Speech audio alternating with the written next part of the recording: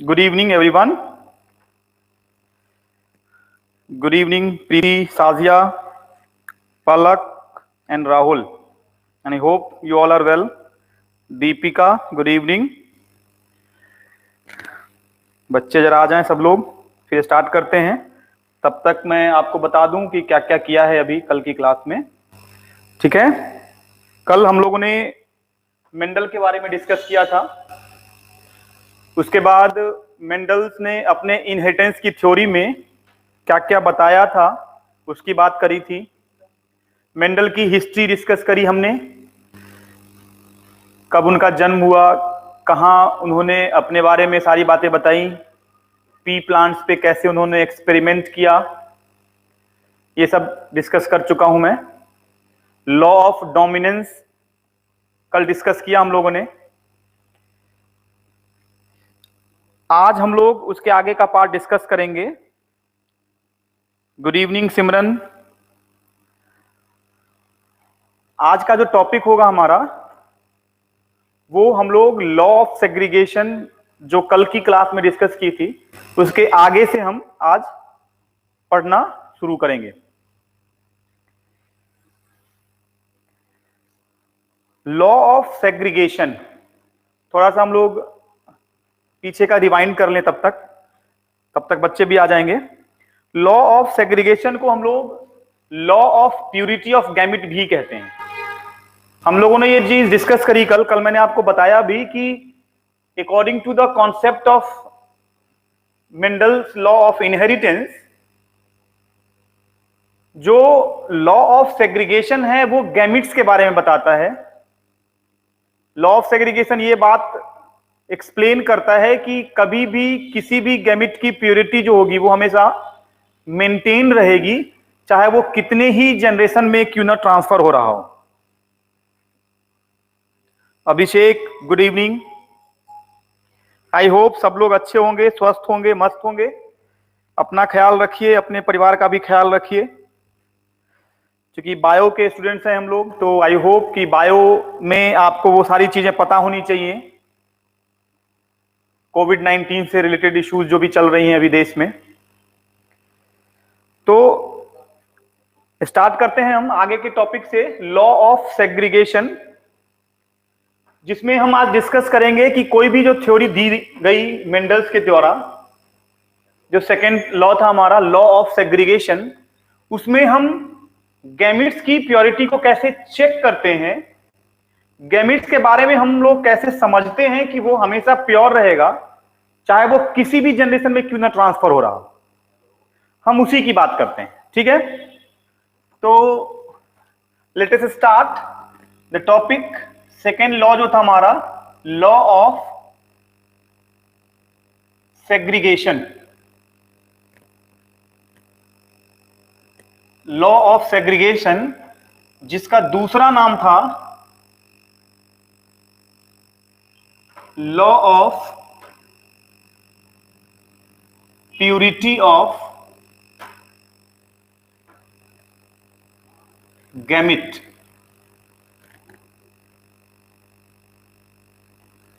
Mendel ने अपने इस थ्योरी में गैमिट्स की प्योरिटी की चर्चा करी। इन्होंने कहा कि गैमिट अगर एक जनरेशन से दूसरे जनरेशन में अगर आ रहा है और कभी भी गैमिट इंप्योर नहीं हो सकता, ये प्रूव किया इन्होंने अपने सेकेंड लॉ में। और this law is said to be as a universal law. Universal का मतलब हो गया कि इसका कोई भी एक्सेप्शन नहीं है। जो दो लॉज रेस्ट थे, जो पहला लॉ है लॉ ऑफ डोमिनेंस और जो थर्ड लॉ है लॉ ऑफ इंडिपेंडेंट अशॉर्टमेंट, उसके तो एक्सेप्शंस हैं, उनके अपवाद हैं, लेकिन इस लॉ का कोई भी अपवाद नहीं है, कोई भी एक्सेप्शंस अवेलेबल नहीं है। तो सबसे पहली लाइन जो हमें लिखना है वो ये है, it is universal. It is universal. इसका मतलब हो गया fully accepted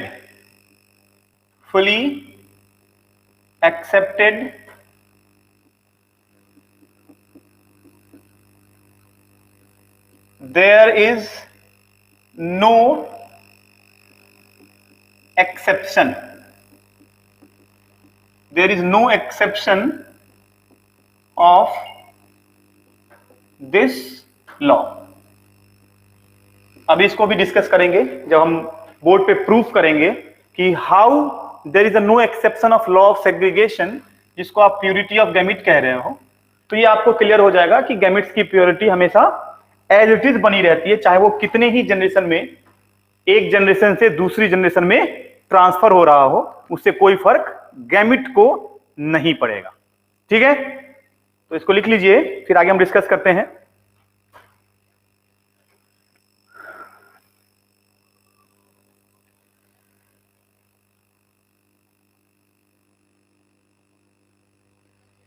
Abhishek, I am good.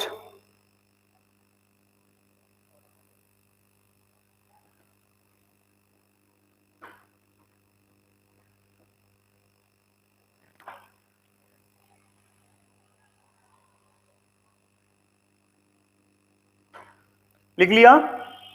अब हम इस थ्योरी को प्रूव कैसे करते हैं?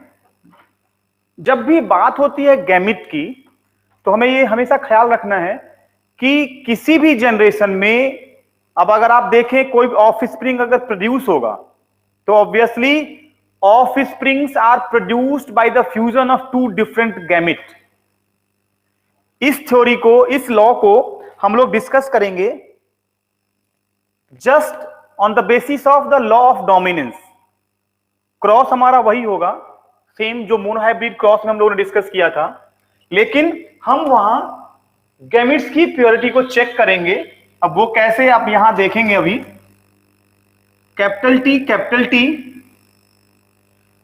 Crosses with small T, capital T is tall, small T is dwarf. उसके बाद ये गैमिट बनाएगा, ये भी गैमिट बनाएगा। It's gamete is small T, जो होमोजाइगस रिसेसिव प्लांट है या पेरेंट है। एक को फीमेल कंसिडर किया, दूसरे को मेल कंसिडर किया, बिकॉज दोनों ही प्योर हैं, प्योर ब्रीड हैं। तो इसका मतलब सिंपल सा है कि ये भी एक ही तरह का गैमिट बनाएगा और ये भी एक ही तरह का गैमिट बनाएगा, विच इज स्मॉल टी। अब हम दोनों के ट्रेट को अगर डिस्कस करें, जब ये आपस में क्रॉस करेंगे तो ये प्रोड्यूस करेगा कैपिटल टी स्मॉल टी। ठीक, अब यहां पे अगर सवाल आता है आपके दिमाग में कि सर यहां पे गैमिट की जब हम बात करते हैं तो how the gametes are pure, तो यहां तक जो F1 जनरेशन है, तो यहां तक हमारे गैमिट के बारे में कोई भी इंफॉर्मेशन हमें मिल नहीं रहा कि गैमिट प्योर है या नहीं है। लेकिन जब हम इसकी सेल्फिंग कराते हैं, तो अभी तो ये टॉल है। टॉल मतलब it is a heterozygous dominant plant, जो टॉलनेस को रिप्रेजेंट करता है, where the small T is suppressed, है ना। यहां क्या हो रहा है कि स्मॉल टी का जो ट्रेट है वो कैपिटल टी के कारण सप्रेस हो जा रहा है, और इसीलिए हम इस प्लांट को F1 जनरेशन कह रहे हैं। ठीक है, and this is tall. F1 generation हमारा क्या है? टॉल है। अब जब हम इसके गैमिट की प्योरिटी को चेक करते हैं कि whether these gametes are pure और नॉट, तो हम फिर इसकी सेल्फिंग कराएंगे, capital T cross with capital T small T. तो फिर से वही क्रॉस दोबारा हम देख रहे हैं। यहां कैपिटल टी स्मॉल टी का भी दो गैमिट्स बना, इसके भी दो गैमिट्स बने, और इन तीनों ही केसेस में प्लांट टॉल है, लेकिन एक केस हमारा स्मॉल टी जो है वो ड्वार्फ का आ रहा है। इसका यह मतलब हुआ कि F1 जनरेशन में जो स्मॉल टी का ट्रेट है वो अपना कैरेक्टर लूज नहीं करता है, चाहे वो कितने ही जनरेशन तक आता क्यों ना रहे। मैंने कल आपको एक एग्जांपल भी दिया था, हम लोग डिस्कस कर चुके हैं पेन को एग्जांपल के फॉर्म में लेके, कि एक ब्लैक पेन है, ये ब्लू पेन है। अभी हमें नहीं पता है कि ये होमोजाइगस डोमिनेंट है या रिसेसिव है, लेकिन हम अगर एक ट्रेट को डोमिनेंट मानेंगे तो ऑब्वियसली दूसरा ट्रेट जो भी होगा, जो भी कैरेक्टर होगा, वो रिसेसिव फॉर्म में होगा। वही चीज हम यहां आपको दिखा रहे हैं कि कैपिटल टी स्मॉल टी जब क्रॉस कर रहा है कैपिटल टी स्मॉल टी से, तो 3 प्लांट्स तो टॉल हैं, एक प्लांट हमारा शॉर्ट भी है। मैं ये लिख दे रहा हूं आपकी सहूलियत के लिए, टॉल, 3 है टॉल, और एक हमारा ड्वार्फ प्लांट है। इसका मतलब भी यही हुआ कि यहां जो कैरेक्टर था हेट्रोजाइगस केस में, तो स्मॉल टी का जो कैरेक्टर है वो कभी लूज नहीं होगा, ये एज इट इज रहेगा, ये प्योर फॉर्म में होगा। और ये ट्रेट हम इजिली F2 जनरेशन जो यहां पे हमें मिला है, सेकेंड फीलियल जनरेशन, इसमें हम इसको देख पा रहे हैं। तो this is what the purity of gamete, law of segregation. इसको कॉपी कर लीजिए।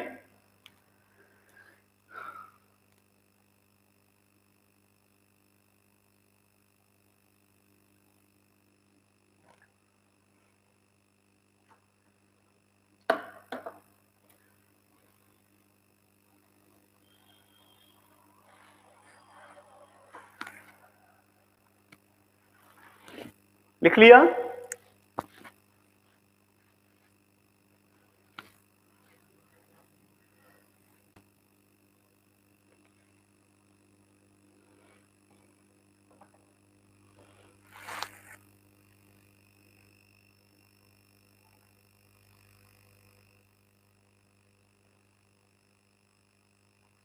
Okay, all done.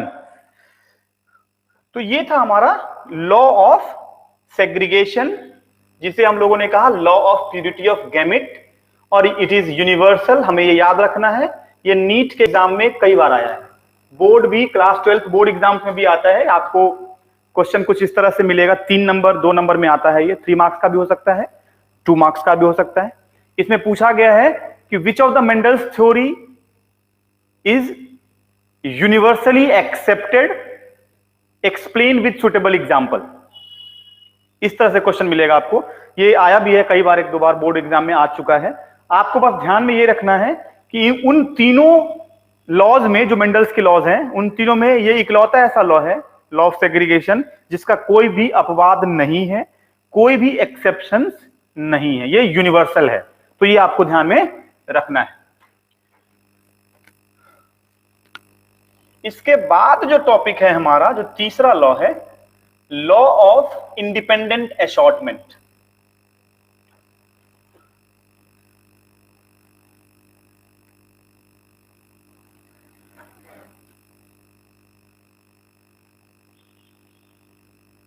Law of independent assortment में बेसिकली क्या था कि there was a little confusion about how the traits are transferred.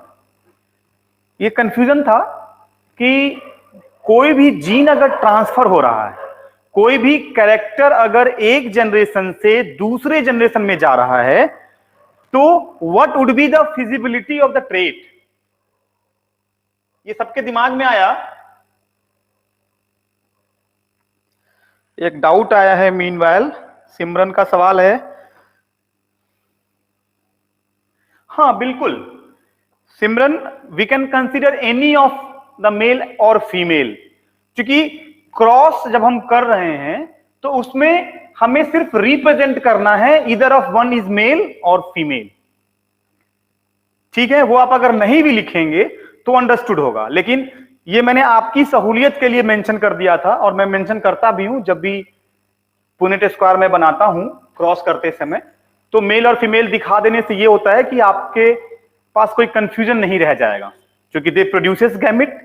तो आपके लिए आसान हो गया कि कैपिटल टी स्मॉल टी अगर पेरेंट के पास है तो वो गैमिट कैसे प्रोड्यूस करेगा। ठीक है, गॉट इट सिमरन?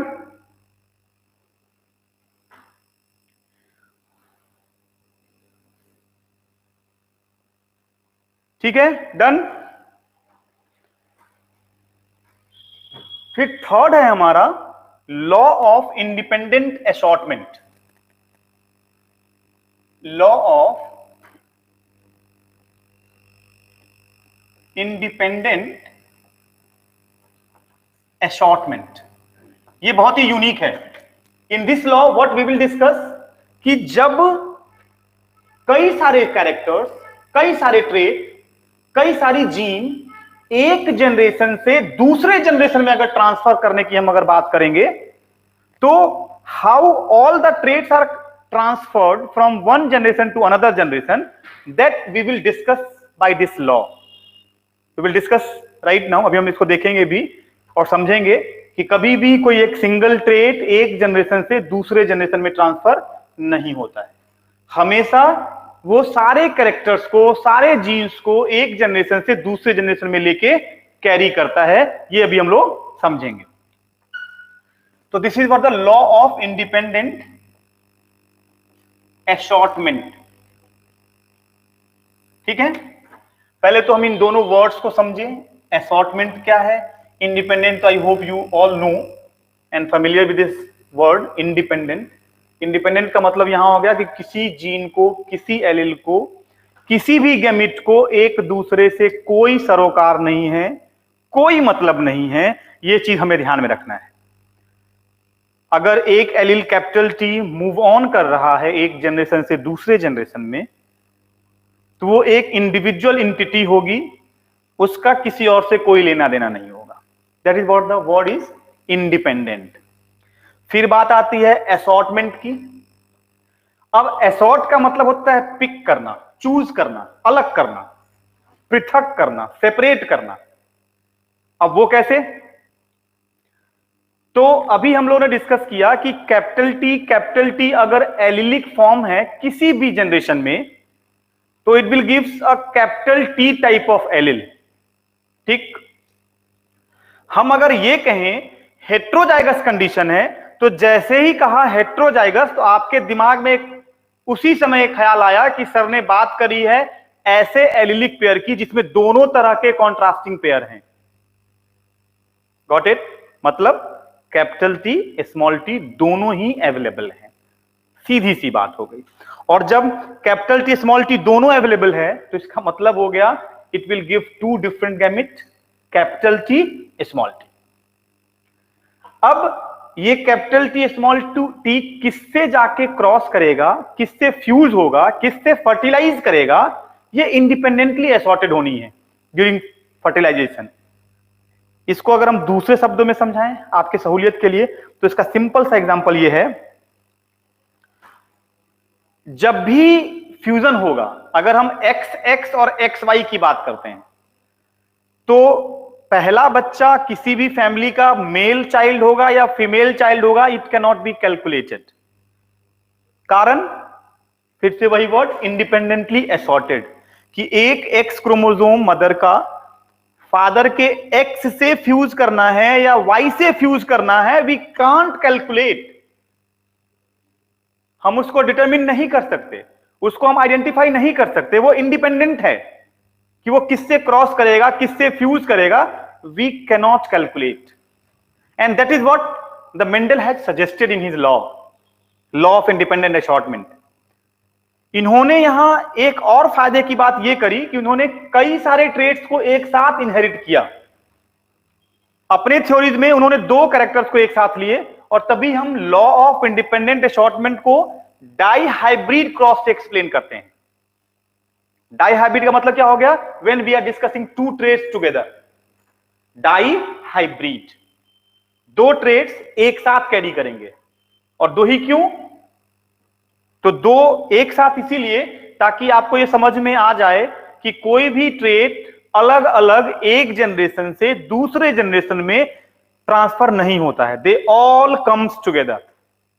हम अपने स्किन के कलर की बात करें, आईज के कलर की बात करें, हेयर के कलर की बात करें, मतलब if we are discussing about the colour, तो it doesn't mean that all colours are controlled by single gene. No, not at all. Color of different components are controlled by different gene, और वो सभी एक साथ जा रहे हैं, क्योंकि आधा क्रोमोसोम फादर का, आधा in sense half set of chromosome from father, half set of chromosome from mother आपस में जब फ्यूज करता है, then it produces a child, a foetus, an individual. और इट मींस सारे ट्रेड्स आधे आधे आए, तो सारा का सारा कैरेक्टर हाफ हाफ दोनों तरफ से आया, अब वो डिपेंड करता है कि which trait will be dominant and going to express in different generation. I hope ये समझ में आ गई होगी बात। जब हम ये अभी क्रॉस करेंगे, क्रॉस दिखाएंगे, तो जो भी थोड़ी बहुत डाउट है आपके पास वो क्लियर हो जाएगी। So this can be explain, यहां पे इसका मतलब हम लिखेंगे every allylic pair is independent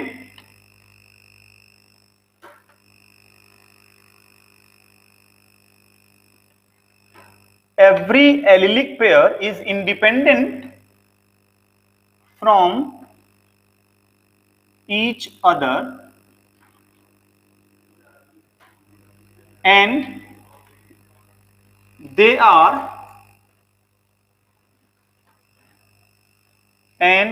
are assorted, या आपके आसानी के लिए मैं यहां लिख दूं चूज्ड, पिक्ड, है ना। आई होप कि ये आपके लिए आसान रहेगा समझने में। चूज्ड और picked are assorted during cross या फर्टिलाइजेशन भी आप अपनी सहूलियत के लिए लिख सकते हैं। ठीक है, next line, this law can B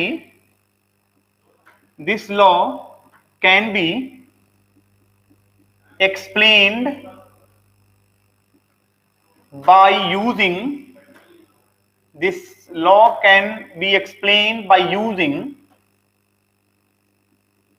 dihybrid cross.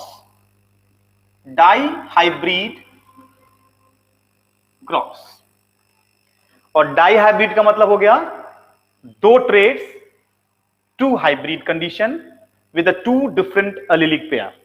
ये भी डिस्कस करेंगे हम। लिखिए इसको,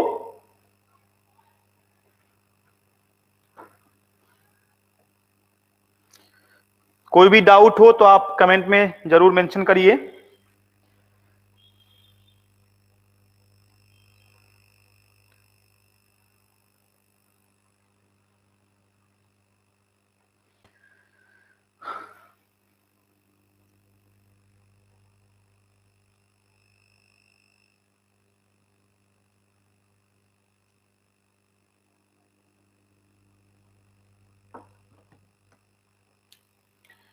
अब हम देखेंगे डाइहाइब्रिड क्रॉस को। ठीक है, हमारे पास दो ट्रेड्स के कैरेक्टर्स हैं जो एक साथ ट्रांसफर हो रहे हैं एक जनरेशन से दूसरे जनरेशन में। ठीक है, अब वो है क्या, तो राउंड येलो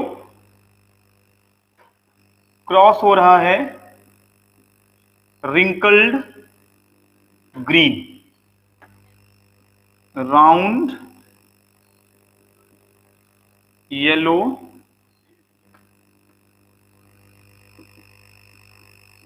रिंकल्ड ग्रीन। ये तो आपको समझ में आ रहा होगा कि this is what the dominant trade, मतलब राउंड और येलो अगर डोमिनेंट है, ये मैंने आपको पहले भी बताया है कल की क्लास में, तो इसका एक ही मतलब बनता है कि in homozygous condition it is round and yellow,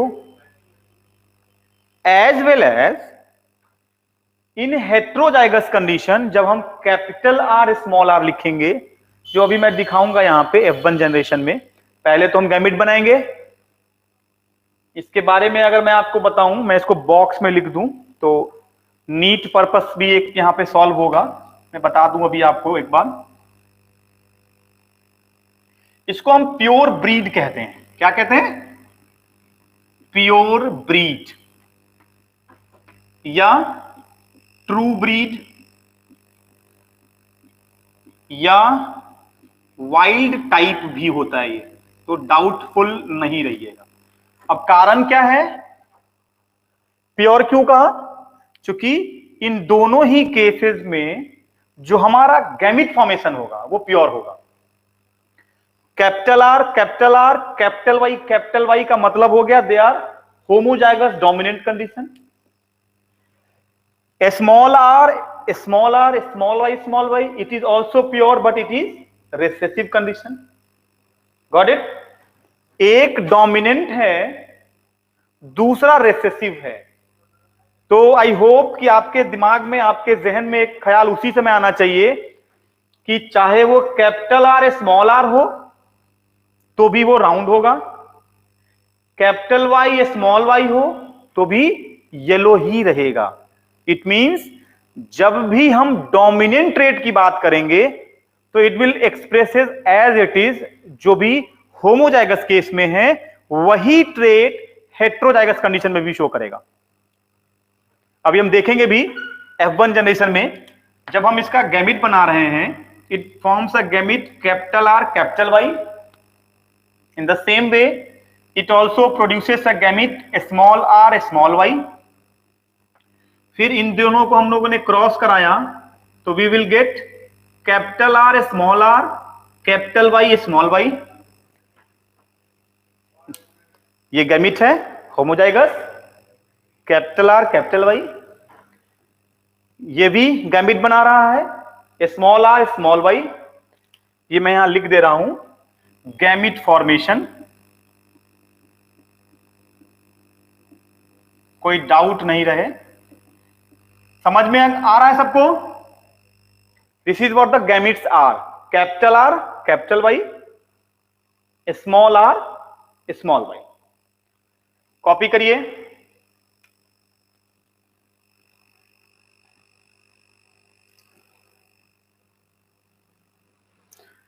okay, you have written, है ना? अब जब हम इसकी सेल्फिंग करेंगे, ठीक, सेल्फिंग, तो capital R capital Y will crosses with capital R capital Y small Y. इस क्रॉस को मैं यहां दिखाता हूं आपकी सहूलियत के लिए। दोनों ही F1 जनरेशन के केस में सेल्फिंग दिखा रहा हूं मैं, दैट इज F1 जनरेशन। अब capital R capital Y small Y जब ये क्रॉस करेगा तो ऑब्वियस सी बात हो गई, it will produces both will produces same type of gamete. दोनों एक ही जैसा गैमिट बनाएगा।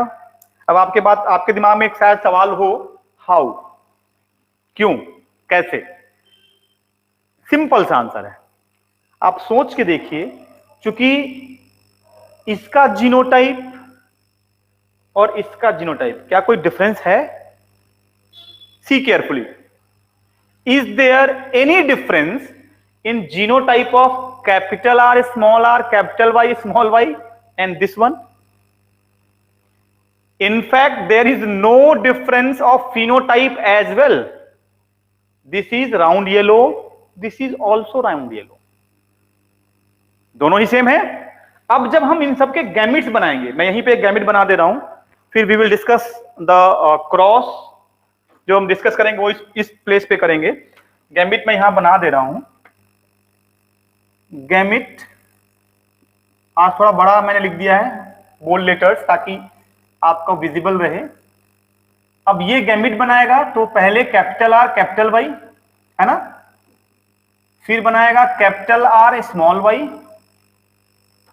समझ में आ रहा how the gamete will form? Capital R capital Y ये बनाया मैंने, कैपिटल आर स्मॉल वाई ये दूसरा गैमिट बना, फिर तीसरा gamete will be small R capital Y and the fourth one will be small r small y। अब चूंकि दोनों ही सेम जीनोटाइप है तो सेम गैमिट दोनों की केस में प्रोड्यूस होगा। ठीक है, दोनों ही केस में सेम गैमिट प्रोड्यूस होगा। This is what the 4 gametes produced in the both cases, चाहे ये हो चाहे वो ये। अब हम क्या करने वाले हैं? We will do the selfing process. हम इनकी सेल्फिंग करेंगे। ठीक है, अब इसकी हम सेल्फिंग करेंगे, सेल्फिंग। ठीक है, सेल्फिंग का मतलब हो गया हम ये दोनों ही गैमिट दो जगह दिखाएंगे। पहले तो पुनेट स्क्वायर बना लिया जाए,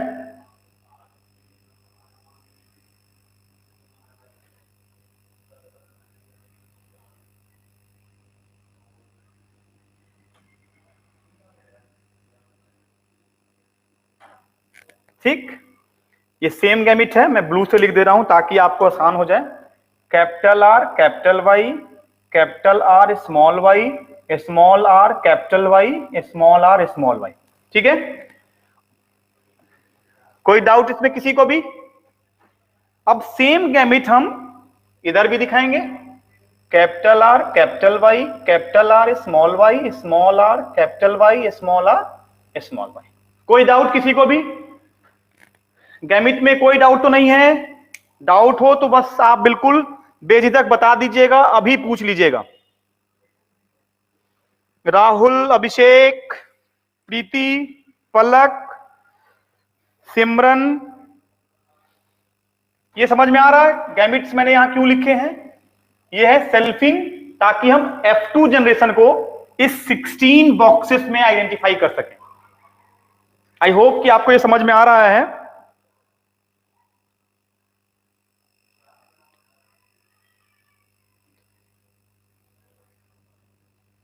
कोई डाउट तो नहीं है किसी को?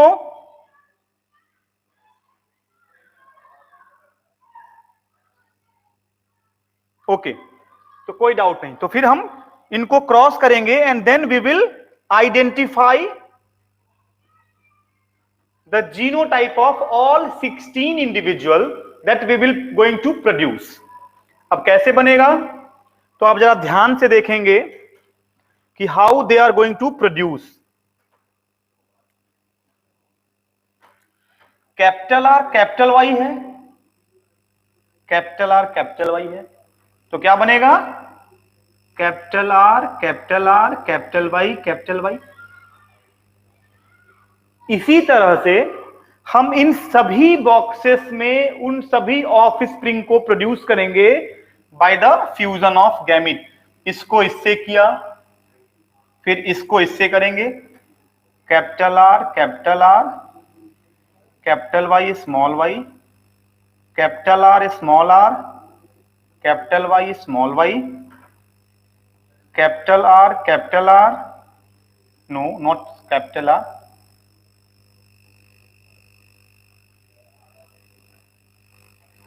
Capital R capital Y small Y. ठीक है, इसी तरह अब हम एक एक करके आप लोग बना लीजिए बिना देखे, है ना? तब तक मैं इधर बना रहा हूं।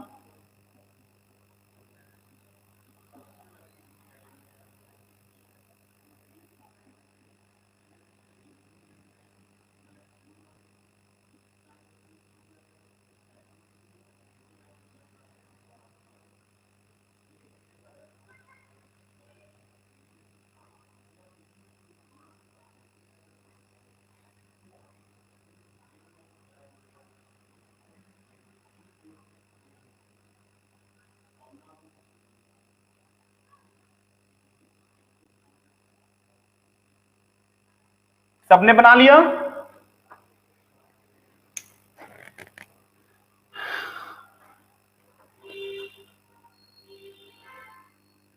पलक आपने बना लिया, कोमल। अब हमारा जो नेक्स्ट टारगेट है वो क्या है? We have to find the phenotype of all 16 individuals. हमने बना तो लिया, एलील हमने क्रिएट तो कर लिए, अब हमें इसके फिनोटाइप की बात करनी है। हम इसके फिनोटिपिक बिहेवियर को, उसके कैरेक्टर को, उसके ट्रेट को डिस्कस करते हैं कि what will be the ratio of phenotypic character of F2 generation in dihybrid cross. अब आप में से कौन बताएगा, जरा मुझे बताइए, कमेंट सेक्शन में आंसर करिए। What will be the genotypic and phenotypic ratio? Let us see who is going to answer. आप में से कौन आंसर करता है, देखें जरा। सिमरन, पलक, कोमल, अभिषेक, राहुल,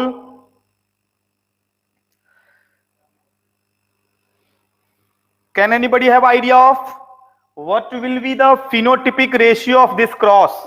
ये जो क्रॉस बनाया हमने, अभी मैं दिखाऊंगा इस पे बोर्ड पे ही, तो कौन बताएगा मुझे इसमें से फिनोटिपिक रेशियो क्या बनेगा डाई हाइब्रिड क्रॉस का?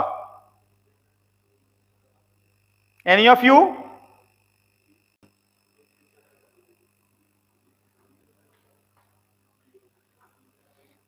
आई am waiting for your answer.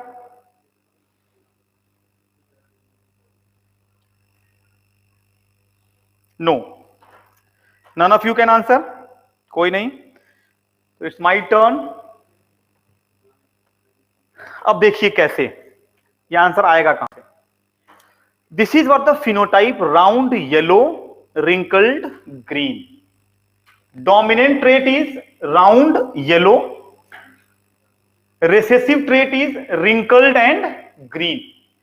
ठीक है, अब जरा ध्यान से समझिएगा, बहुत ही मतलब बहुत ही बेहतरीन ट्रिक है ये. आपको केयरफुली सब देखना है and you will able to identify. ठीक है, अब अगर ध्यान से देखिए, यहां मैं रेड पेन यूज कर रहा हूं आपकी सहूलियत के लिए. ठीक है, ये देखिए, हम इस एक ट्रायंगल बना रहा हूं मैं.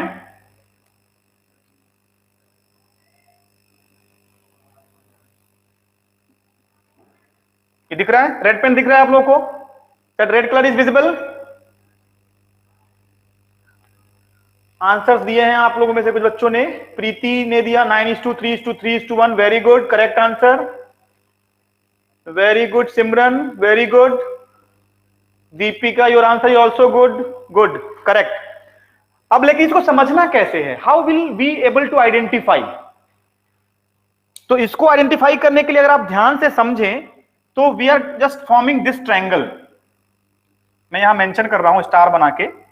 1 2 3 4 5 6 7 8 एंड ये 9. ये स्टार दिख रहा है आप लोगों को? Is that star is visible?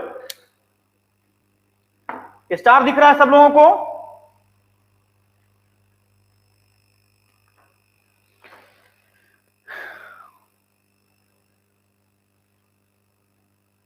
मतलब ये जो भी ट्रायंगल हम क्रिएट कर रहे हैं, पहली पूरी लाइन हॉरिजॉन्टल पूरी लाइन, 1 2 3 4 5 6 7 8 9, मतलब this 9 is round and yellow. Got it everyone? जो रेशियो निकाला आपने, that is what the 9 is. मैं यहां मेंशन कर रहा हूं साइड में यहीं पे. ठीक है, आई होप कि दिस पार्ट इज विजिबल. तो हमारा जो फिनोटिपिक रेशियो है राउंड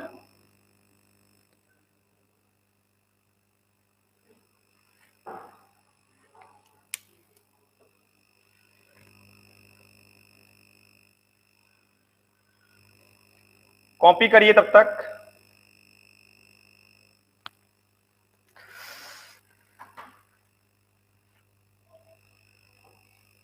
देखिए, राउंड येलो इज 9. ये 9 निकाला हमने, राउंड येलो है ना, 9. अब जरा इसको देखिए, ये हमारा क्या है? Round green. मैं ये इसी में लिख दे रहा हूं, राउंड ग्रीन. अब जरा ये देखिए कि राउंड और ग्रीन की टोटल संख्या कितनी है. तो see carefully, this is round green, this is round green,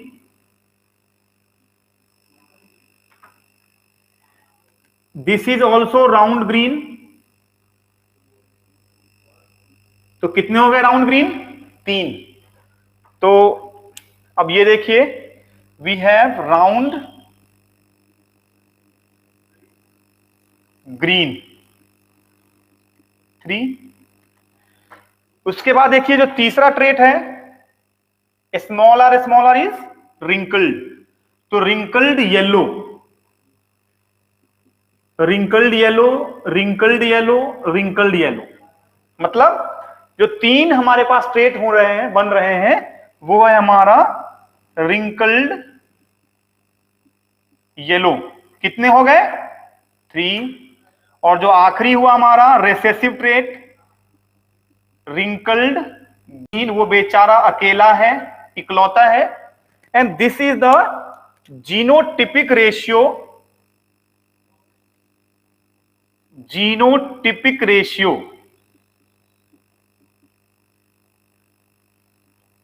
genotypic ratio, not genotypic, it is phenotypic, है ना, phenotypic ratio of dihybrid cross, phenotypic ratio of dihybrid cross which become 9:3:3:1।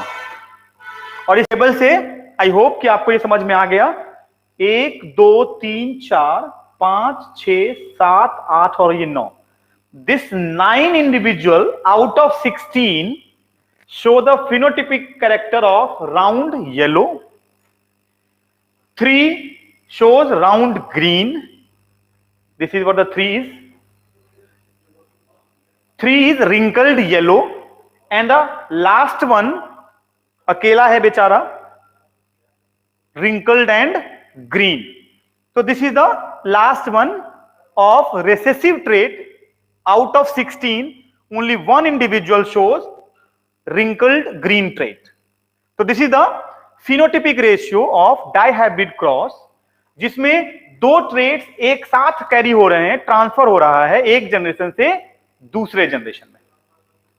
Got it? Clear हो गया? Copy कर लीजिए। फिर इसके बाद अभी हम डिस्कस करेंगे जीनोटिपिक रेशियो कैसे निकलेगा इसका, है ना।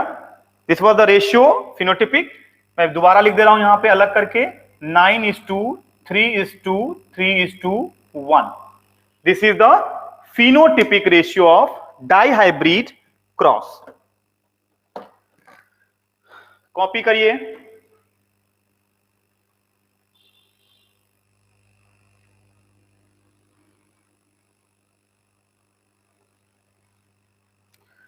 जो भी डाउट हो आप लिख सकते हैं कमेंट सेक्शन में। I am watching regularly so that I could able to answer. कोई भी कंफ्यूजन हो आप बिल्कुल पूछिए, डोंट गेट हेजिटेट।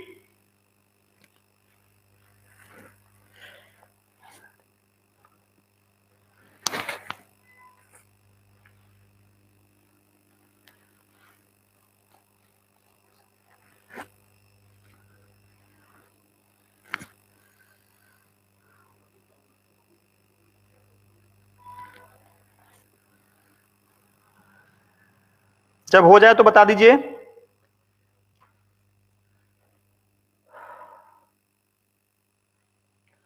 इसके बाद हम लोग डिस्कस करेंगे डायहाइब्रिड क्रॉस का जीनोटिपिक रेशियो, ठीक है, कि कैसे ये जीनोटिपिक रेशियो आएगा, हम इसको डिस्कस करेंगे। तो फटाफट जरा इसको कॉपी कर लीजिए।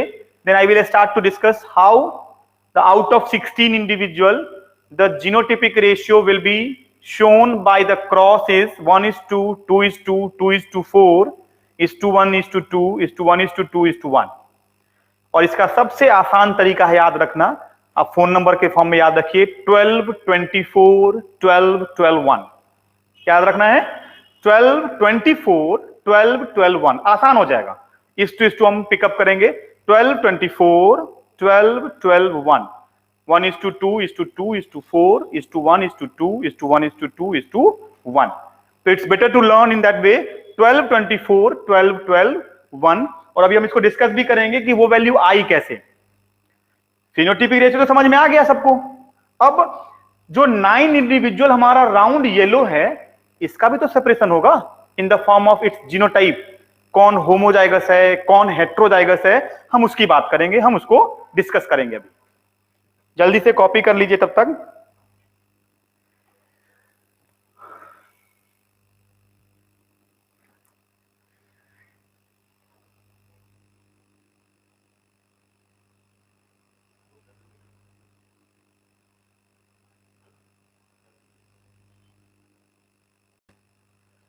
जब हो जाए तो आप कमेंट में लिख दीजिएगा, so that I will go further.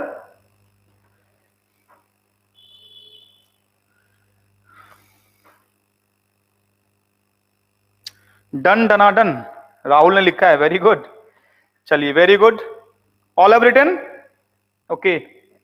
Preeti have done, Rahul done, Abhishek done, Simran done, Tajiya noted, Abhishek, Komal, Palak, very good. तो अब हमें क्या डिस्कस करना है? अभी मैं ये बॉक्स अभी मिटाऊंगा नहीं, अब इसी बॉक्स से, इसी रेशियो से we will go further to identify the genotypic ratio, जो भी मैंने आपको बताया, मैं फिर रिपीट कर रहा हूं। 12, 24, 12, 12, 1. You should not assume like that, but you have to keep it in your mind कि 12, 24, 12, 12, 1 ये लिख लिया कॉपी पे, और फिर हम उसमें इस टू फिट कर दिए, तो ये थोड़ा आसान हो गया। Instead of learning different values, you learn in that way. 12, 24, 12, 12, 1, ठीक है। तो हम उसको देखते हैं जरा, कहां से आया, कैसे आया।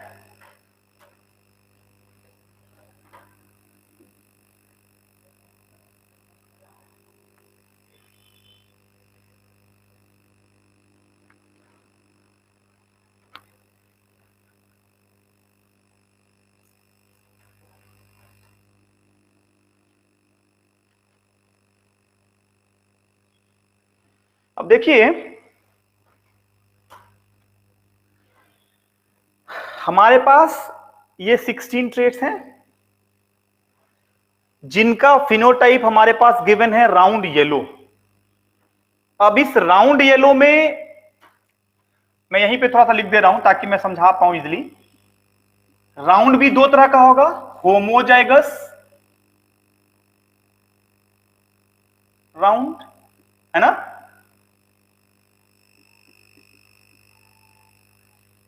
Heterozygous round. येलो अगर डोमिनेंट है तो इसका भी दो कंडीशन बनेगा, होमोजाइगस, हेट्रोजाइगस, तो इसका भी दो कंडीशन बना। मैं यहां डायरेक्ट लिख दे रहा हूं, कैपिटल वाई भी होगा और कैपिटल वाई स्मॉल वाई भी होगा। इसमें कैपिटल आर होगा, इसमें कैपिटल आर स्मॉल आर होगा। अब जरा ढूंढिए एक एक करके, आपको अगर वैल्यू याद है, और अभी मैंने आपको बताया जीनोटिपिक रेशियो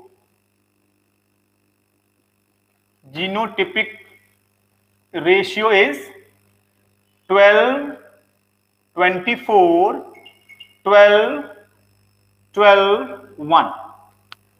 12, 24, 12, 12, 1 मतलब 1:2। अब इस 2 लगा देंगे, आसान हो गया, है ना, आसान हो गया। आई होप पहले याद कराया मैंने आपको, 12, 24, 12, 12, 1, 12, 24, 12, 12, 1। This is the genotypic ratio of dihybrid cross.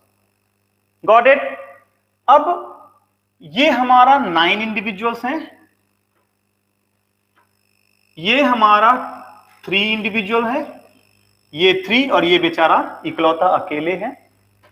अब अगर आप ध्यान से देखिए, इस 9 में कैपिटल आर, कैपिटल वाई ये अकेला है इस पूरे आउट ऑफ 16 इंडिविजुअल। मतलब ये जो हमारा डोमिनेंट ट्रेट था राउंड येलो, उसमें होमोजाइगस राउंड कैपिटल आर अकेला है, कैपिटल वाई के साथ, दोनों ही केस डोमिनेंट ट्रेट। और इस तरह से सारे ट्रेड्स हम एक एक करके आइडेंटिफाई कर ले रहे हैं, हमारे लिए आसान हो जा रहा है। आई होप कि आपको ये समझ में आ गया होगा। कैपिटल आर, कैपिटल वाई, उसी तरह से capital R, capital Y, small R, फिर से कैपिटल वाई। तो यही कारण है कि हमारे पास ये 4 तरह के इंडिविजुअल्स हैं जो 9 के रेशियो को क्रिएट कर रहे हैं। इन द सेम वे ये जो 3 इंडिविजुअल्स हैं, आप यहां देखिए, 1, 2, 3, ये अकेला है बेचारा, आप ध्यान से देखिए, है ना, कैपिटल आर, स्मॉल वाई अकेला है। ये जो ब्लू वाला है heterozygous R, homozygous recessive Y, ये 2 हैं, ये 2 हैं। उसी तरह small R capital Y small Y, small R capital Y small Y, ये 2 है और ये 1 है, तो 1:2 फिर हो गया, और ये अकेला आखिरी में wrinkled and green. So this is how we can identify genotypic ratio, genotypic character of an individual when we are discussing dihybrid cross. Clear हो गया सबको? कोई डाउट?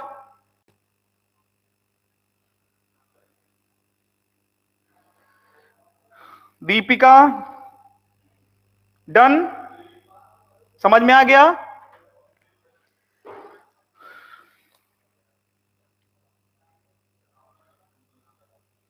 अगर डाउट हो तो आप लिखिए कमेंट सेक्शन में, I am looking. Very good.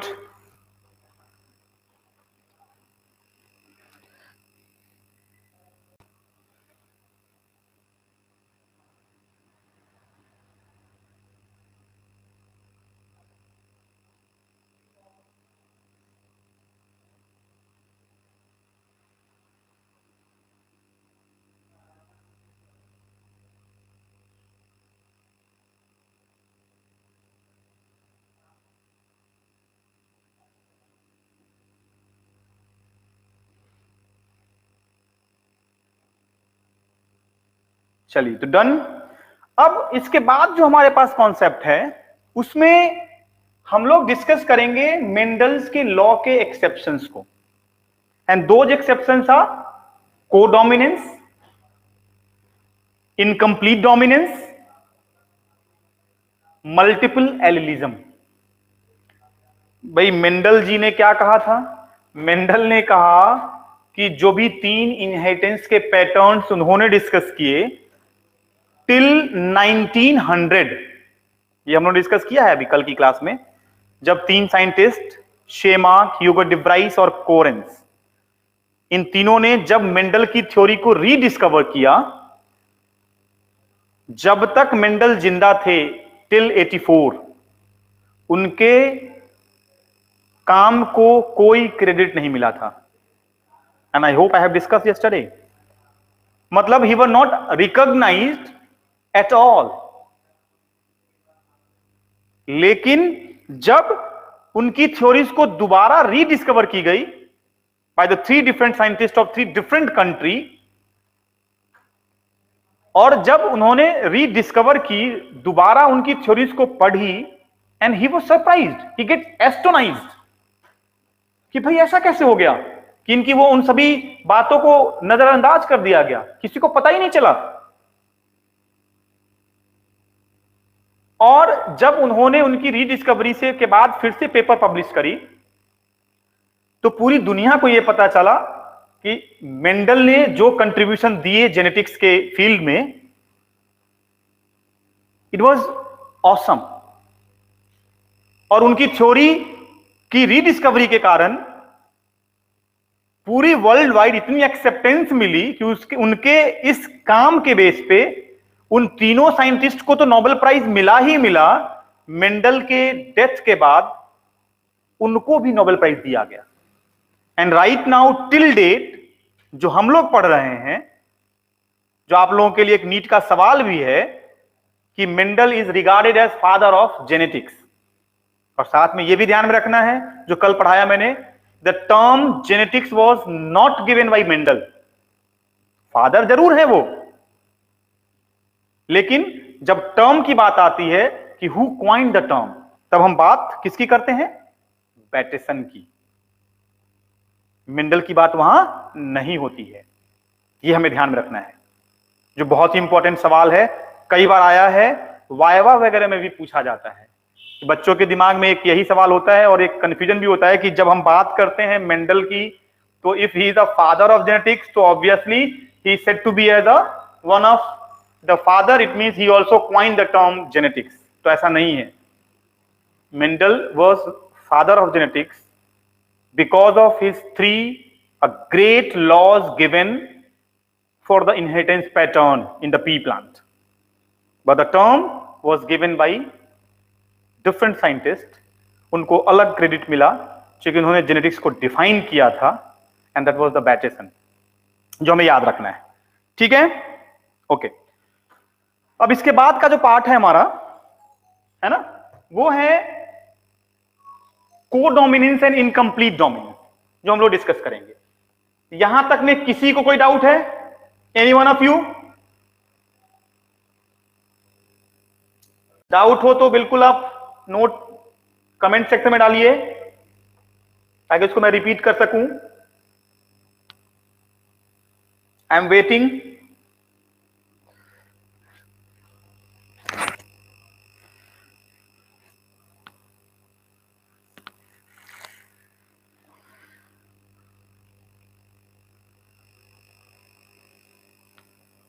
No doubt, 2 बच्चों का आ गया।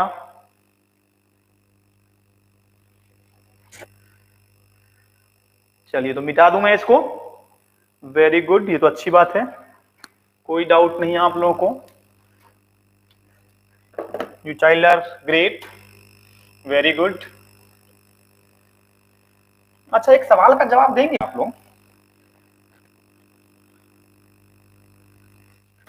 पूछता हूं, कमेंट में दीजिएगा। क्वेश्चन है, who gave the term gene? जो जीन टर्म है ये किसने दिया? Can anybody tell? देखते हैं कौन आंसर करता है सबसे पहले। जीन टर्म किसने दिया?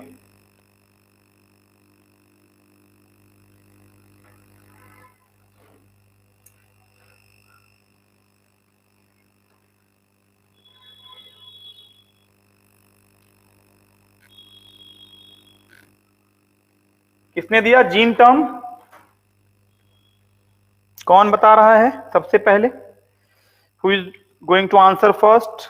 The term gene was coined bye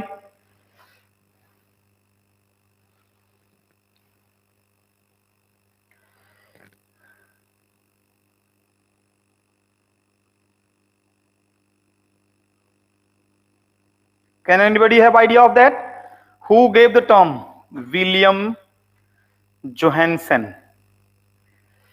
सबसे पहला आंसर किसका आया? दीपिका पूनिया। Very good. नहीं, सिमरन का आंसर आया। 7:13। Very good, but this is not the correct spelling of Johannsen. यह भी बहुत ध्यान में रखना है। एमसीक्यू जब भी पूछा जाएगा, एक बार आया भी है, तो स्पेलिंग ध्यान रखना है साइंटिस्ट का। Simran, you are correct, but your spelling is not correct. ठीक है, Johannsen. Very good. Palak correct. Preeti का भी आंसर बिल्कुल सही। कोमल का भी सही है। Very good. Okay, fine. And what is gene? What is gene?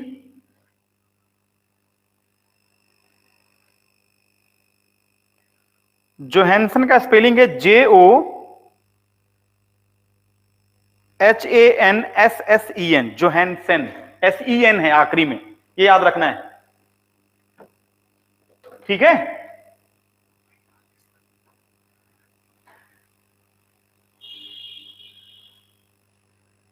Johansson है ना। तो व्हाट इज जीन? चलिए देखते हैं कौन बताता है। जीन है क्या? What is gene? क्या करता है ये? What is gene? जीन क्या करता है? कौन बताएगा? बहुत सिंपल सा आंसर है, और ये आपको 7th 8th की बुक में मिलेगी। चाहे हम कुछ भी पढ़ रहे हो, साइंस में, बायो में, ये सारी चीजें एक्सपेरिमेंटल है, आप इसको बदल नहीं सकते। हाँ, नई चीजें डिस्कवर हो सकती हैं, उसके आगे भी, उसके बियॉन्ड भी कई सारी चीजें आप पढ़ेंगे जब हायर क्लासेस में आप लाइफ साइंसेज के कोर्सेज को ऑप्ट करेंगे। बायोटेक्नोलॉजी पढ़ेंगे, माइक्रोबायोलॉजी पढ़ेंगे, एनाटॉमी पढ़ेंगे, फिजियोलॉजी पढ़ेंगे। There you will discuss. आपको जान के बड़ी हैरानी होगी, and I hope you must know and you should aware of that, सिर्फ जीन की कई सारी वॉल्यूम्स हैं बुक की। Can you imagine? इतनी मोटी मोटी बुक है जीन मतलब एक जीन नाम से ही कई सारी वॉल्यूम है। 7 वॉल्यूम तो मैंने खुद देखी हुई है अपनी लाइब्रेरी में। आप समझिए कि सिर्फ जीन पर इतनी सारी बुक्स लिखी गई हैं अभी तक, तो जस्ट इमेजिन कितनी इंपॉर्टेंट चीज है ये। और ये वर्ड मेंडल के वर्ड्स को रिप्लेस करके दिया गया, ये भी आप पता है, आपको बेहतर जान रहे हैं। मेंडल ने वर्ड यूज किया फैक्टर, और उस फैक्टर को रिप्लेस कर दिया इन्होंने जीन से। किसने? जोहानसन ने। और कब किया? हाँ, कब किया? देखते हैं इसका कौन आंसर करता है। Segment of DNA, Palak, very good. Deepika, very good, very good, correct. You child are awesome, very good.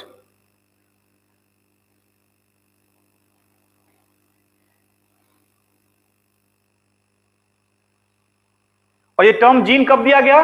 How many of you can explain? The term gene was given in which year? Let us see who is going to answer.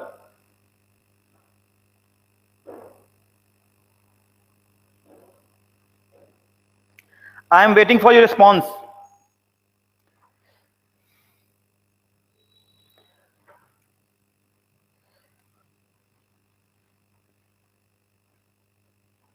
Very good. Simran is always first. I appreciate. And Palak is also the same timing. Palak, Preeti, Deepika, Sazia. Very good. 1909. 1909. And this term was replaced. किसको replace किया इसने? Factor को। किसको?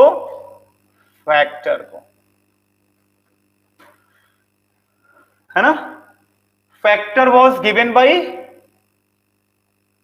Mendel, G.J. Mendel,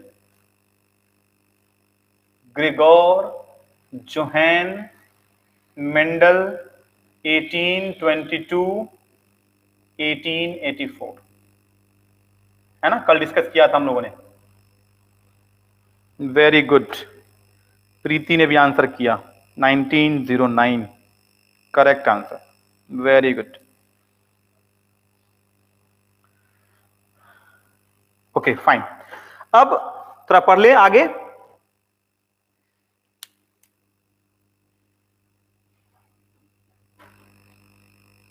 तो Johansson का बड़ा ही important role है। इन्होंने जब टर्म जीन को डिफाइन किया तो साथ साथ इन्होंने जीनोटाइप के बारे में भी एक्सप्लेन किया था। जीनोटाइप के बारे में, टाइप ऑफ जीन, जीन आखिरकार क्या करता है, कैसे वो कंट्रोल करेगा, आप जीन को रिप्रेजेंट कैसे करेंगे, है ना? तो अब उसी के बाद वर्ड आ गया था एलिल, है ना? Okay fine. अब नेक्स्ट जो है एक्सेप्शनल केस में जो इंपॉर्टेंट है, एनसीईआरटी का बहुत ही इंपॉर्टेंट सवाल है ये, which is your multiple allelism. क्या है सवाल? बहुत ही इंपॉर्टेंट सवाल, बोर्ड एग्जाम्स में कई बार आ चुका है। Multiple allelism, multiple allelism. अब ये क्या है भाई? तो अब अगर ध्यान से हम इसी वर्ड को अगर समझने की कोशिश करें तो मल्टीपल मतलब मेनी, है ना? बड़ा आसान होता है समझना। आप अगर इंग्लिश को अगर ध्यान से समझने की कोशिश करेंगे तो this language is that's why world wide, दुनिया में सबसे ज्यादा जगह पे बोले जाने वाली भाषा है। कारण कि वर्ड्स को अगर आप ब्रेक करना जानते हैं, आप अपनी सहूलियत से उसको अगर आप सिर्फ देख के समझने की कोशिश करेंगे तो I hope it would be very easy to understand the meaning of the word in English. Multiple, many, बहुत सारे। और एलिलिज्म मतलब इन शॉर्ट एलिल।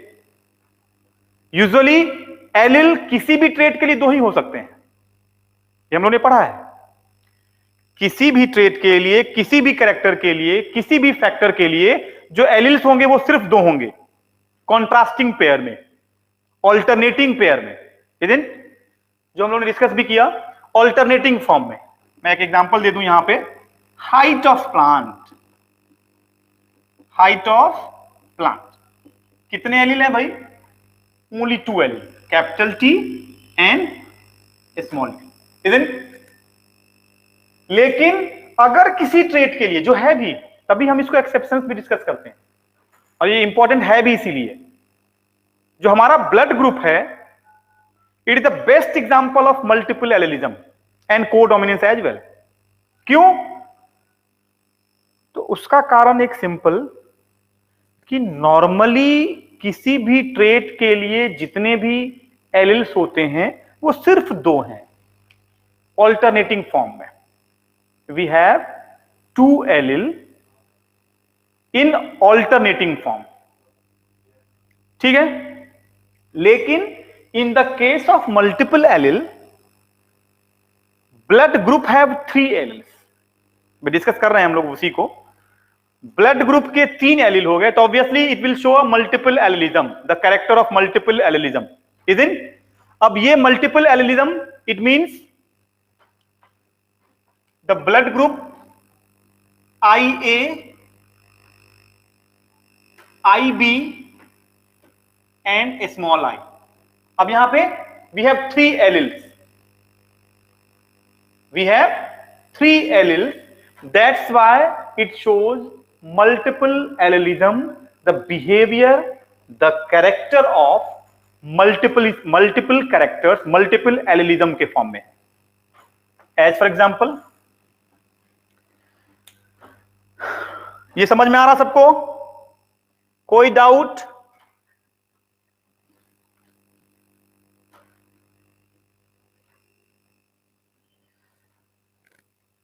अब कैसे, ये देखिए, हमारे पास जो ब्लड ग्रुप है A, B, AB and O, we have four different blood group, A, B, AB and O।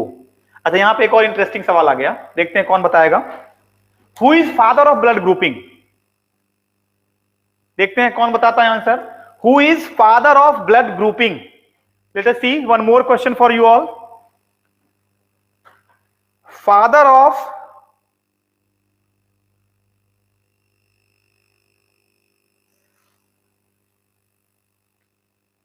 हाँ बिल्कुल होता है, IA IB भी हम लिख सकते हैं, उसमें कहीं कोई डाउट नहीं है, ठीक है Rahul? Your question is good. अलग अलग बुक में ये चीजें होती हैं, तो इसमें there should not be any kind of confusion, है ना? हम IA सुपरस्क्रिप्ट में लिखना इज क्वाइट इजी, है ना राहुल? आप अगर नीचे भी लिखते हो A तो ये चलेगा, but superscript is quite easier to explain. Okay, चलिए, मेरा क्वेश्चन था फादर ऑफ ब्लड ग्रुपिंग के बारे में। देखते हैं कौन है फादर ऑफ, ये सब नीट का क्वेश्चन है। फादर ऑफ ब्लड ग्रुपिंग कौन बताता है, देखें जरा। सिमरन, गलत answer.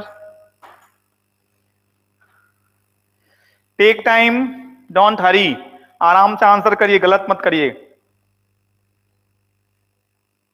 Father of blood grouping, this is the question for you all. Let us see how many of you will be able to answer. सिमरन का पहला अटेम्प्ट गलत हो गया। Father of blood grouping,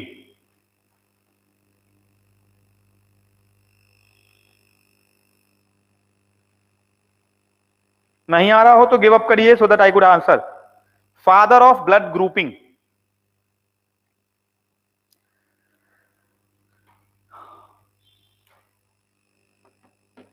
father of blood grouping का मतलब हो गया कि ABO ब्लड ग्रुपिंग को सबसे पहले किसने एक्सप्लेन किया, ये आपको बताना है। The name of the scientist who have explained the human blood group, सबसे पहले, पहली बार।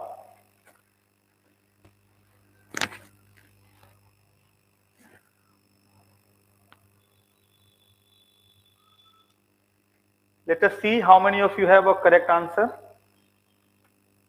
फादर ऑफ ब्लड ग्रुपिंग, अच्छा आप सब लोग लगता है गूगल कर लेते हैं आप लोग बैठ के, है ना? पलक correct, Deepika correct, Simran correct, Rahul correct.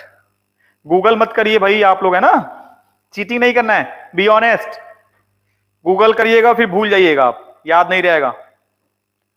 Karl Landsteiner, very good. Karl Landsteiner is known as father of blood grouping. सही है, सही आंसर है, very good. So the answer is, correct answer is Karl Landsteiner. ठीक है, ये याद रखना है, नीट में आता है इस तरह का सवाल, very very important. Father of blood grouping. अच्छा, एक और सवाल पूछ लेते हैं ब्लड से ही, ठीक है।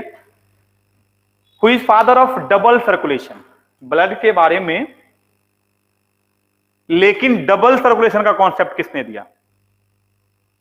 ये हम पढ़ चुके हैं क्लास 11th में, जब हम लोगों ने ह्यूमन सर्कुलेटरी सिस्टम डिस्कस किया है, तब हम लोगों ने उसको पढ़ा है।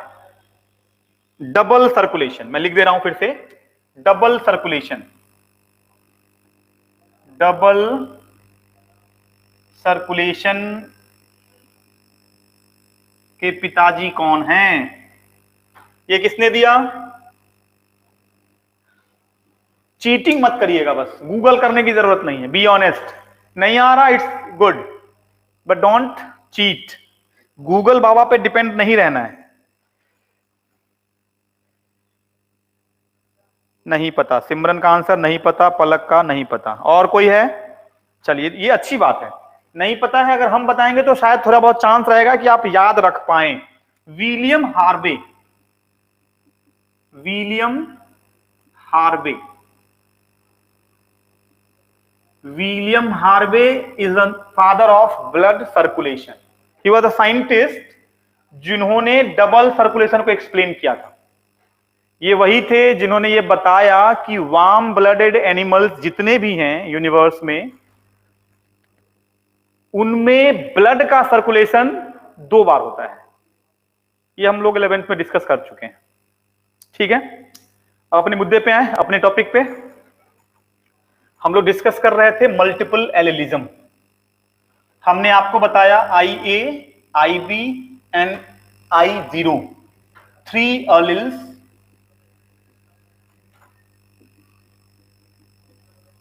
फॉर ब्लड ग्रुप, ठीक है। 3 एलील फॉर ब्लड ग्रुप। अब थोड़ा सा पिक्चोरियल रिप्रेजेंटेशन करते हैं ताकि आपको थोड़ा सा आसान हो जाए समझना। अगर हमने ये ब्लड दिखाया है ना, 4 ब्लड, ठीक। देयर आर सर्टेन जीन्स, जो एलील है वो कुछ तो बना रहा है। There must be some expression that will be govern by these allelic pairs in the chromosome, in the DNA. तो ये एक स्टार्च ग्रेन्यूल बनाता है। अगर वो ए टाइप का बना रहा है, ये मैंने लिखा ए, या बी टाइप का बना रहा है, हमने लिखा बी, और अगर दोनों बना रहा है और कोई नहीं बना रहा है, देखिए ये बहुत आसान हो जाता है समझना, इसलिए मैंने ये बना दिया है। This is a hypothetical explanation, ताकि आपको समझ में आ जाए।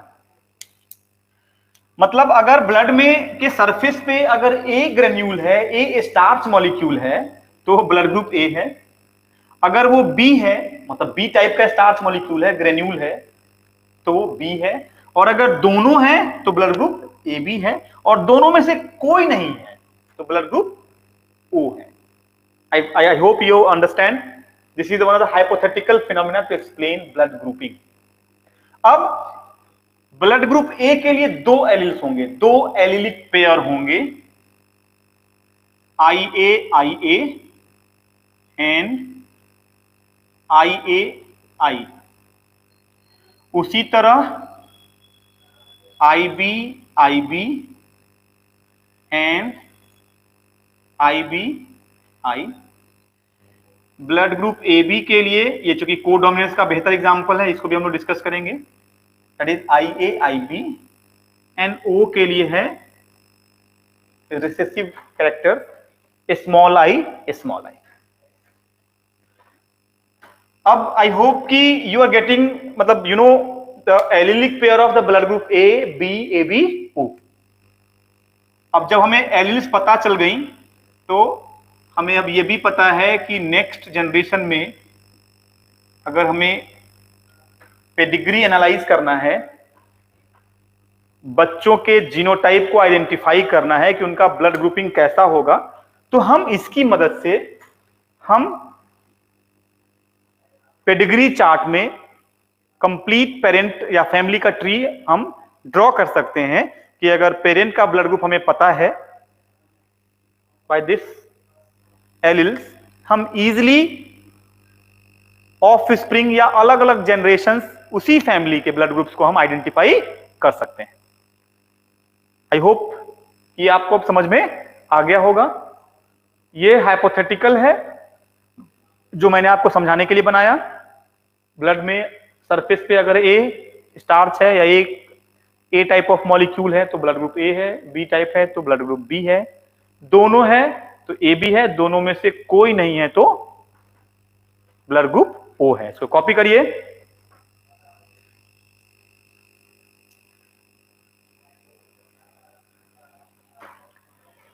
कॉपी कर लीजिए।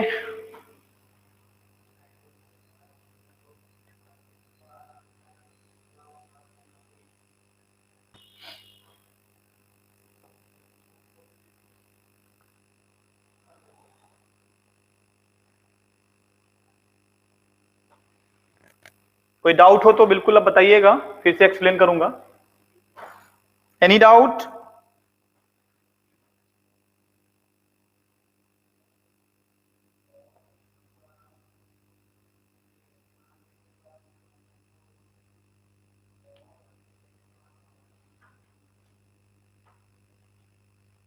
कॉपी करिए।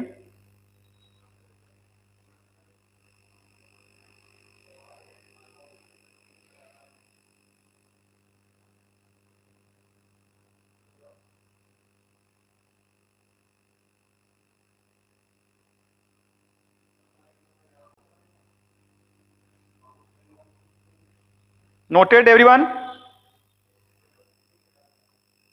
कोई डाउट तो नहीं है किसी को इसमें? अभी फिर हम देखेंगे कि अगर हमें पेरेंट का ब्लड ग्रुप पता है तो वी कैन इजीली कैलकुलेट और identify the blood group of offspring of that family.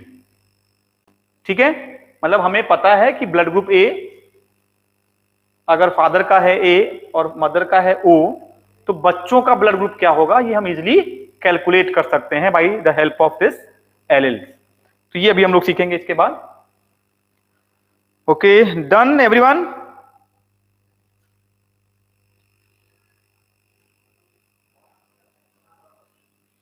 चलिए, वेरी गुड। अब हम लोग डिस्कस करेंगे कि फैमिली ट्री अगर हमें बनानी है तो अगर हमें ब्लड ग्रुप पता है किसी भी फैमिली में पेरेंट्स का, फादर और मदर का, तो हम इजीली उनके बच्चों के ब्लड ग्रुप क्या होंगे हम उसको आइडेंटिफाई कर सकते हैं, उसको हम कैलकुलेट कर सकते हैं। अब कैसे करेंगे वो जरा देखें हम लोग। यही मैं बना दे रहा हूं। मान लीजिए कि फादर का ब्लड ग्रुप ए है, मदर का ब्लड ग्रुप बी है। ठीक है, फादर का ब्लड ग्रुप ए, मदर का ब्लड ग्रुप बी। तो इसके लिए हमें एलिल भी जानना होगा और एलिल हमने आपको बता दिया आई ए आई ए, आई बी आई बी। तो जरा आप लोगों में से कोई मुझे बता पाएगा, this is father, this is mother, कि क्या इस फैमिली में ब्लड ग्रुप ओ हो सकता है? जरा चेक करके बताइए मुझे। सवाल फिर से मैं रिपीट कर रहा हूं कि एक फैमिली है जिसमें फादर का ब्लड ग्रुप ए है, मदर का ब्लड ग्रुप बी है, तो क्या उस फैमिली में कोई भी एक बच्चा ऐसा हो सकता है जिसका ब्लड ग्रुप ओ हो? Just calculate and give the answer. क्या ये पॉसिबिलिटीज हैं उस फैमिली में? जरा बताइए ढूंढ के, चेक करके। And it is quite interesting, it is also helpful in parental dispute. मतलब ये एक ऐसा टेक्निक है जो बहुत कम समय में हमारी ये हेल्प करता है पेरेंटल डिस्प्यूट को रिजॉल्व करने में, कि अगर ब्लड ग्रुप हमें फादर और मदर का पता है तो हम बहुत आसानी से ये बता सकते हैं कि उस फैमिली में what would be the possibilities of blood grouping of their children. Father का पता है, मदर का भी पता है, और हमने सवाल पूछा आपसे कि क्या ब्लड ग्रुप ओ हो सकता है उस फैमिली में उनके बच्चों का। कैलकुलेट करिए।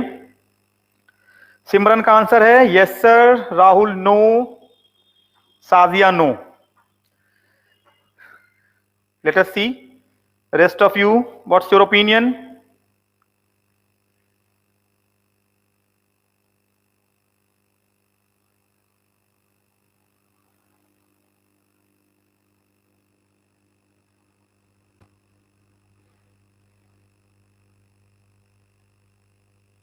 बिल्कुल सिमरन, आपका एक सवाल था कि मल्टीपल एलिलिज्म में हम वो पढ़ते हैं क्या जिसमें दो से ज्यादा एलिल हो। बिल्कुल पढ़ते हैं। स्किन कलर है, ब्लड ग्रुपिंग है, ये सभी मल्टीपल एलिलिज्म के ही एग्जांपल्स तो हैं।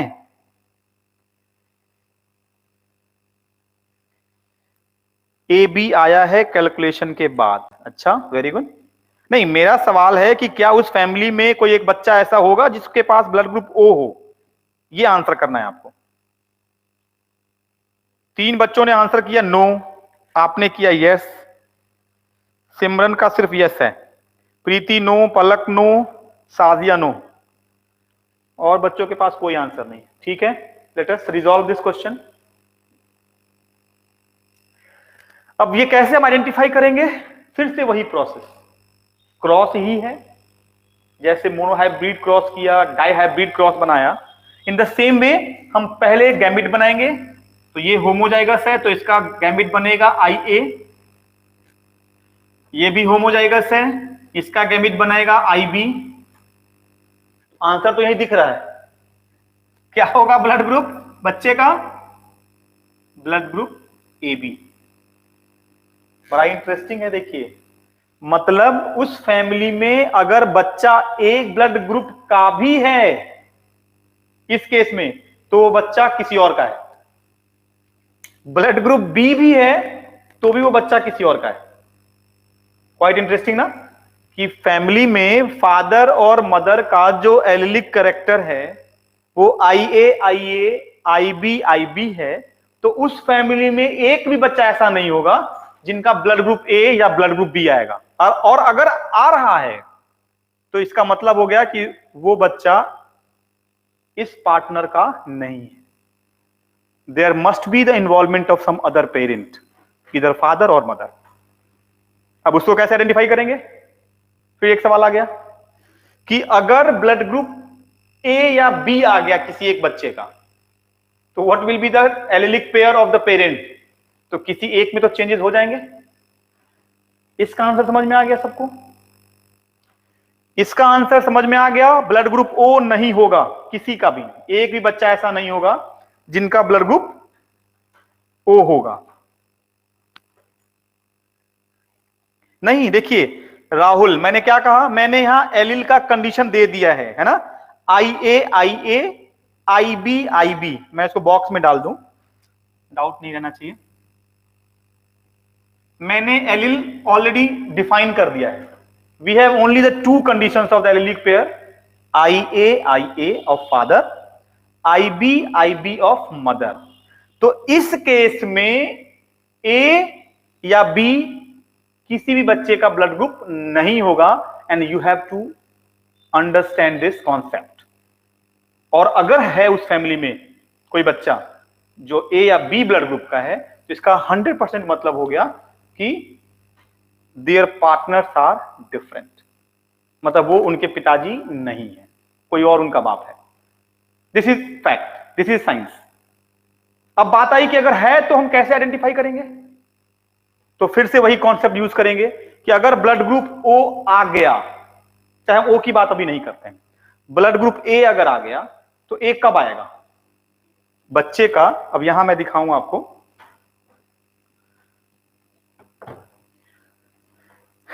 ध्यान से देखिएगा। हमने कहा कि एक केस ब्लड ग्रुप ए का है, ठीक। अब ए के होने के लिए हमारे पास सिर्फ दो ही एलील हैं, या तो ये होगा या ये होगा, आई ए या आई ए आई, ठीक, या आई जीरो भी है बुक्स में, तो डोंट गेट कंफ्यूज, ठीक। अब ये दोनों होने के लिए यहां भी एक ए होना चाहिए किसी एक के पास, या किसी एक के पास आई होना चाहिए, जो कहीं नहीं। क्लियर हो गया? तो ए तो हो ही नहीं सकता। द सेम वे बी अगर हो रहा है तो ये दोनों होना चाहिए था, एक के पास ये, एक के पास ये, तभी बी ब्लड ग्रुप आएगा। क्यों? क्योंकि जैसे इसको आप क्रॉस करेंगे, देखिएगा यहां मैं बता दे रहा हूं, I A married with I A small I, है ना, तो ये तो एक ही बनाएगा एलिल आई ए, लेकिन ये दो बनाएगा आई ए स्मॉल आई, तो ये आपस में क्रॉस हुआ तो ब्लड ग्रुप ए बन गया, देखिए ध्यान से, और ये आपस में क्रॉस हो जाएगा तो ये भी ब्लड ग्रुप बना लिया ए, है ना। लेकिन इसमें ऐसा हो ही नहीं सकता। क्यों? क्योंकि ये भी होमोजाइगस है आई ए और ये भी होमोजाइगस है आई बी, तो इनके बच्चे जब भी होंगे ब्लड ग्रुप क्या होंगे? ए बी ही होंगे। कभी भी ना तो ए हो सकता है, ना ही बी हो सकता है, और ना ही ओ हो सकता है।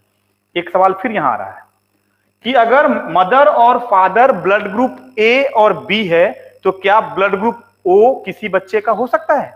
ये आ चुका है नीट के एग्जाम में, एम्स में भी आता रहा है, कई बार आया है, बीएचयू के एग्जाम में आ चुका है। सवाल फिर से सुनिएगा। सवाल है कि अगर पेरेंट का blood group A and B है, I am repeating the question, parent का blood group A and B है, तो क्या किसी एक बच्चे का ब्लड ग्रुप उस फैमिली में ओ हो सकता है? अगर हो सकता है तो what will be the possibilities of its genotype, ये क्लियर करना है।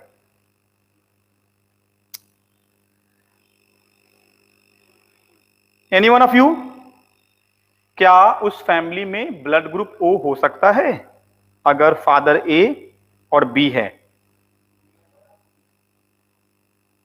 राहुल हो सकता है, सिमरन नहीं हो सकता।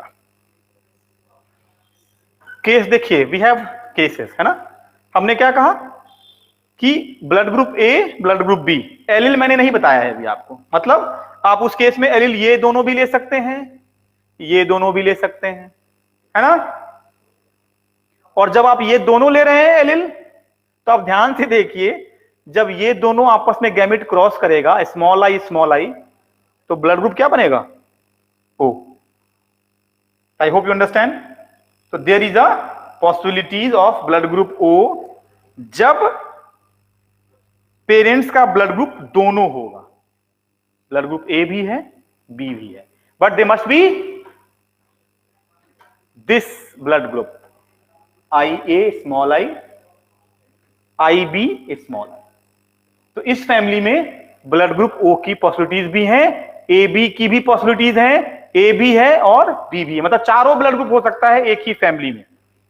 But there should be only one condition, the parent must possess I A small I B small आई।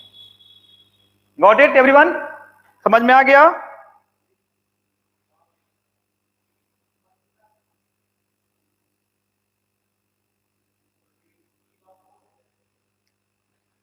किसी को कोई डाउट तो नहीं?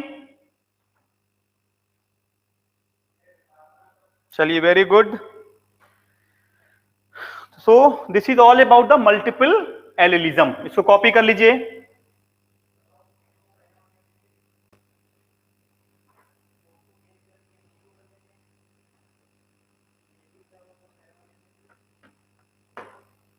कॉपी कर लीजिए।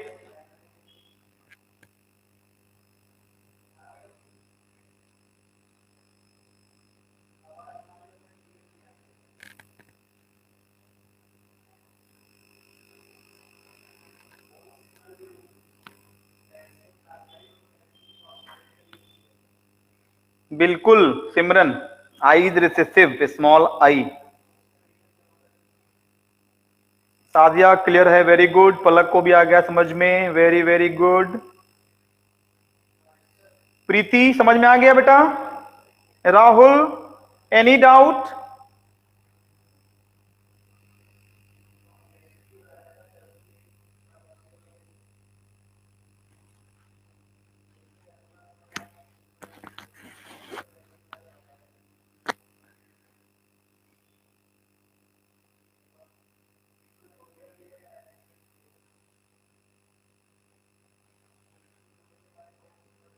नो डाउट, प्रीति को समझ में आ गया, वेरी गुड, सब लोग को समझ में आ गया आई होप। चलिए इसको कॉपी कर लीजिए। तो this is all about today's class, है ना। हम लोग फिर मिलेंगे कल की क्लास में, इसके बाद हम डिस्कस करेंगे कोडोमिनेंस एंड इनकम्प्लीट डोमिनेंस को, ठीक है। So it's all about today's class, take care, be safe, good evening.